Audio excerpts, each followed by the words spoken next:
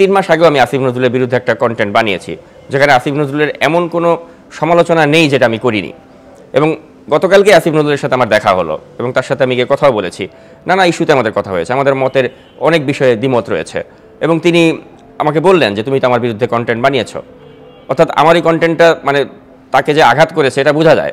তো কই, আমি যদি তার সাথে কোনো কম্প্রোমাইজেই যেতাম তাহলে তো ওই কন্টেন্টটি আমি সরিয়ে ফেলতাম। কিন্তু আপনি এখন আমার ইউটিউবে যান, কন্টেন্টটি কিন্তু রয়েছে।